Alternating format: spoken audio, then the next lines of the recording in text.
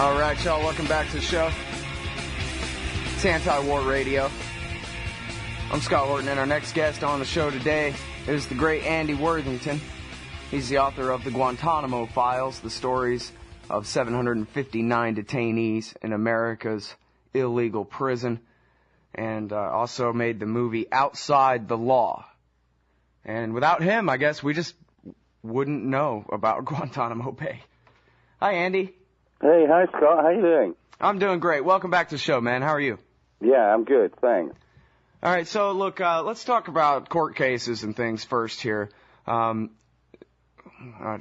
that's a really important one. I'll put that off for a second. Let's talk about this one from the AP. U.S. Supreme Court asked to halt Guantanamo trial. Military defense lawyer asks U.S. Supreme Court to halt trial for Guantanamo's youngest detainee. That would be Omar Khadr. So first of all, remind us very quickly who Omar Khadr is, and then let's talk about what's going on in the Supreme Court here. Well, Omar Khadr is the 15-year-old Canadian citizen. He was 15 at the time of his capture in July 2002, and he's from the earliest days really of Guantanamo has been a candidate for being put forward for a war crimes trial.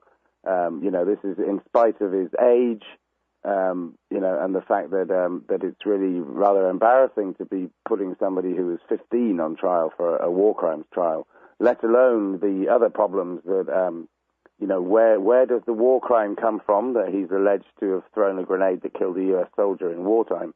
Plus, the fact that for many years now, since I think 2007, there have been very serious doubts about whether it was possible for him to have thrown this grenade because of previously suppressed evidence that he was actually unconscious, half dead under a pile of rubble at the time that it was thrown.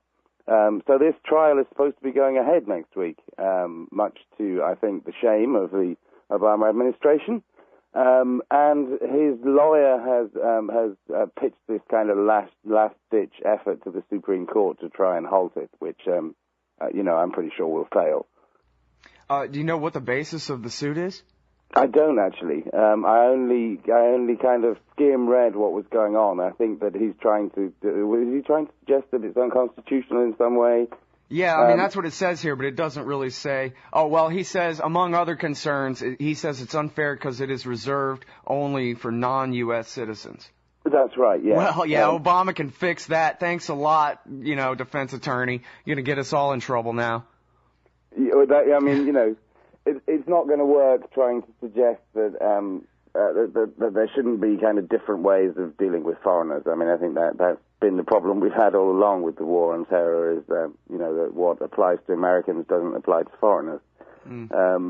I can't see that it will be successful. The administration has the laws in place to approve these third version of the military commissions. The first one was dreamt up out of some dark book that Dick Cheney had read, and the second version, when those had been chucked out by the Supreme Court, Congress approved, and they stumbled on securing a few dodgy victories under President Bush, and then President Obama, who came into office seeming to suggest that they were gone, that men who had committed terrorist crimes were going to face federal court trials.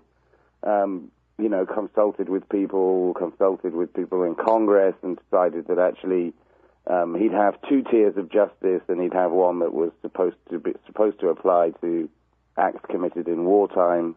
And here we have Omar Khadr, and everybody in an official position, when asked to talk about it, doesn't seem to care at all that he was a child when he was seized. That fundamentally is the thing that gets me more than anything else, more than this absurdity of how it is that throwing a grenade in war can be a war crime, is the fact that he was 15, and that nobody has been going ahead with war crimes charges for children for a very, very long time, and the United States seems to be content to put this in front of the world as though it's something legitimate to do.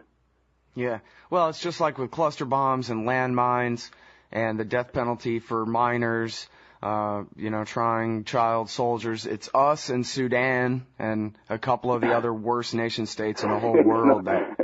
It's not great, is it? Now, cluster bomb treaty is coming up on the show later, and it's about how America can, and of course we give them to Israel to use against women and children all the time too. Somehow, for some reason, America just insists on cluster bombs. I guess they're just too much fun to watch on YouTube or something. Anyway, back to this thing here. Something else that legal going on in the courts here, and I can't seem to find the article here, Andy, but I saw it just a couple of days ago, and it was about, I think it was a McClatchy story, saying that some lawyers were suing over, I think, the convictions that were already handed down against David Hicks and who's the Australian Mujahideen guy, and I guess Hamdan the cook and whoever, and based on the theory that no matter what David Addington says, no matter how goofy Obama's Office of Legal Counsel can be when they're writing these memos, under no circumstances could anybody consider material support for terrorism to be a war crime. That it just can't be. And that's how these charges were prosecuted. And I guess we don't know whether the court has ruled on that yet, but do I basically have that story right? Well, you seem to be catching me out today, Scott. But I know that this case has been ongoing for some time. So, although I don't know exactly what's happening at the moment with it, and there hasn't been a decision because that would be big news whichever way it went. What this is about is that when the military commissions were first dug up by Dick Cheney, they looked to him like a great opportunity to prosecute, convict, and execute people who had been tortured without any semblance of due process whatsoever. Now it's understandable, I think, why when that was examined, the Supreme Court said, I think you've got to be kidding. But the version that was revived in the fall of 2006 by Congress insisted on inserting into the legislation this crime, material support for terrorism, which is not a military crime. It has no military history. Funnily enough, it is a crime that's used, in fact, I think I could easily say is overused in federal courts, that it's actually too easy to prosecute people for providing material support to terrorism in federal courts. But it has no history or existence in a military context. And last summer, when the Obama administration was working with Congress to revise it, senior officials in the Department of Justice and the Department of Defense said to Congress, we can't include this. We think that this will be beaten on appeal. Yeah? I mean, this is what they said to Congress, and Congress said, well, we're not bothered, we're going to keep it in. Now, the only conviction on David Hicks, who was the Australian who took a plea deal in the first conviction in the military commissions in March 2007, the only charge was material support to terrorism. In the summer of 2008, the second conviction was Salim Hamdan, a man who was not a terrorist, but who drove a terrorist around. He was part of the carpool for Osama bin Laden. He took a paid job. The military jury threw out the charge of conspiracy in his case. He was convicted only on a charge of material support to terrorism. And the challenges that are being made, and obviously this is a slow process, but this is what it involves. It involves challenges as to whether these convictions were actually correct in the first place. And if we are to take the advice of senior Obama administration officials, they have been suggesting that these charges will be overthrown on an appeal. And that will leave us with one conviction in the military commissions throughout their whole history, and one sentence that is due to be handed down next week in the case of Ibrahim al-Khozi, who I also think was frittering around on the periphery of Osama bin Laden's circle, cooking and occasionally driving a car. Wow. It's funny. It's kind of the joke that is the war on terror in general is really writ small at Guantanamo Bay. It's just the biggest farce, imaginable, except for the, pain of all the people locked up there forever. All right, hang tight, everybody. It's Andy Worthington. We'll be right back with him after this. Shop at Amazon.lrn.fm, and a portion of Amazon's profits benefit the Liberty Radio Network. Amazon.lrn.fm. I'm not a cool guy anymore. If I ever was before, I took a look at all the signs. All right, y'all. Welcome back to the show. It's Anti-War Radio. I'm Scott Horton, and I'm talking with Andy Worthington. His website is andyworthington.co. and he put together the movie Outside the Law, stories from Guantanamo, as well as the book, the Guantanamo Files. Andy, how many people are still being held prisoner at Guantanamo Bay right now? 176 as of now. And what percentage of those, in your estimation, quality, not quantity, are actual bad guys, say, like Ramzi bin al-Sheep? What I would say, following information that has been revealed by various intelligence officials over the years, 2 to 3 dozen. I mean, I think that the uppermost limit of people that you could have any kind of case against whatsoever would probably be about 50.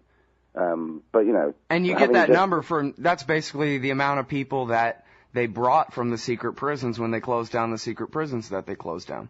Well, they brought 14 in. They brought in a couple more after that hardly anybody knows about. They had a bunch of slightly less than high-value detainees that they brought in 2004. All of these are people who were held in secret prisons and very explicitly were subjected to torture. We've seen some of those allegations confirmed in the habeas corpus petitions of the prisoners over the last year, where judges have actually ruled out some of the supposed allegations against various other prisoners because they were based on the tortured testimony of some of these guys who constitute apparently these several dozen who, against whom there is any kind of case to be made. So it's pretty distressing, really, that we have 176 guys in there when even the administration only says that it wants to hold just over 80 of them. It either wants to have trials. The figure that has been stated is 35 to be put forward for trials. I would say that that's kind of spot on in terms of who has any kind of serious allegation against them. And that they've said they want to hold 48 others indefinitely because they, one way or another, they don't have enough to put them on trial, but they're pretty scared about letting them go. Which is disgraceful in itself, of course. That's exactly the heart of the Bush administration's theory of holding people without charge or trial. But it means that, we've got, just over 90 people who the administration has said it doesn't want to carry on holding. It doesn't want to put on trial. But it seems to be almost completely incapable of releasing.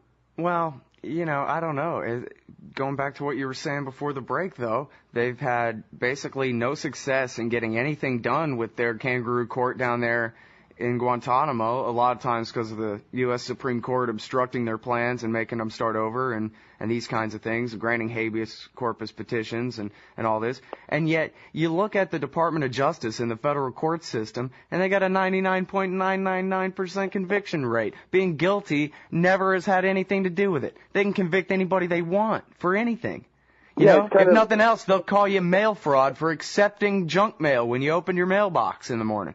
It's kind of absurd, isn't it? I mean, because, this whole question of whether they're going to charge Khalid Sheikh Mohammed and these other guys who are apparently responsible for 9/11, whether they're going to charge these guys in a federal court, there's been enormous resistance to their announcement of that last November. Now it's been shelved, and it's patently clear that nobody's going to make a decision about it until after the midterm elections. So what's actually happening here is that a bunch of rabble-rousing Republicans and some Democrats are forcing the administration not to hold federal court trials for these people, but to hold, what they hope, what they're pushing for, military commission trials at Guantanamo in this insane system that can barely function, that is totally inadequate for dealing with this kind of case. And they're doing that just purely on some kind of crackpot ideology, which is actually the dominant discourse. And that's what, when they crank that up loud enough, then sadly the Obama administration, the senior officials won't put their foot down and say, look, enough is enough. Let's just do this properly.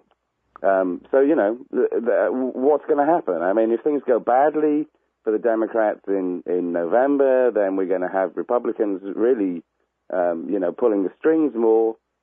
Are these guys ever going to have a trial? Because if they do try to put them on trial in Guantanamo, it's going to be total chaos. Right, because it's all made up, right? It's not a military court-martial system or something. It's all made up, and so rather than having, 230 years of practice at doing this like they have in the federal court system, they end up just, it's been chaos the whole time down there. Yeah, they got something full of holes that, that was initially put together, largely with Congress in 2006, has been revamped, has got all these problems that the administration itself acknowledges. They've just got holes. Every time they convene something at Guantanamo and try and get something to go ahead, the holes in the system are more obvious than anything else. And it's why this guy Al-Kozi, this cook and part-time driver for bin Laden, who accepted a plea bargain last month, they want more plea bargains because then they don't have to bother with the actual messy details of trying to convict somebody in a broken system. A broken system that they themselves resuscitated. That's what gets me. They should have been firm. When they came in, I think everybody who has been looking at this issue closely thought they are going to just go for federal court trials. Let's just follow that route, and let's get this over with, and it will be okay. That's not what I thought they'd do.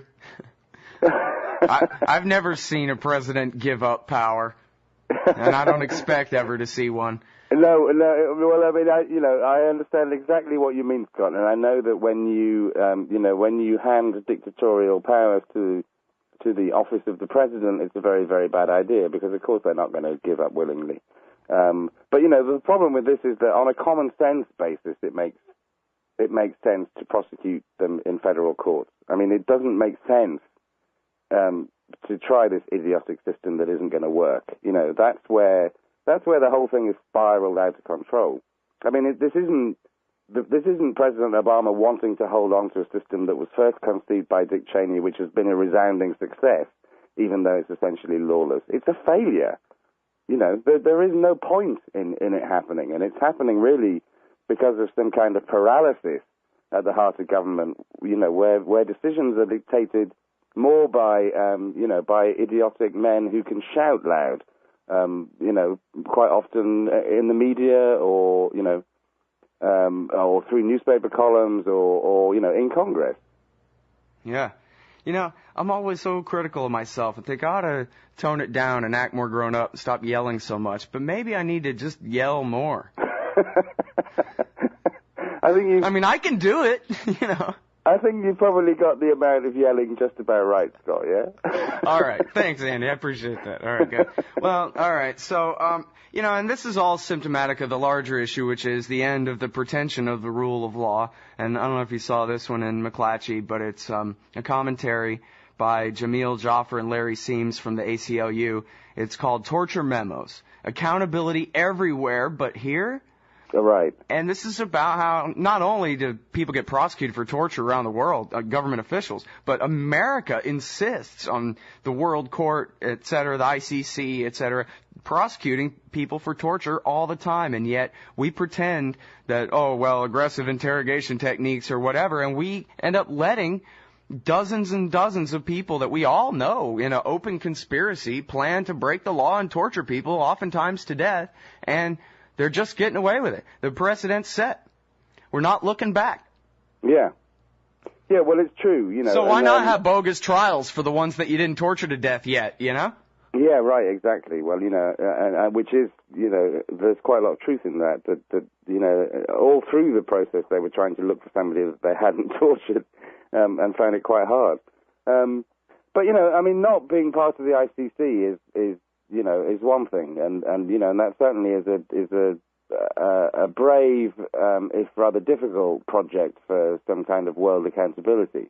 And I think America should sign up to it. But, I have to say that although it's very naked, the refusal in the States to look back, as President Obama has said, it's pretty hard everywhere else around the world as well to actually hold anybody accountable. I mean, we've got this inquiry that's going to kick off in the UK.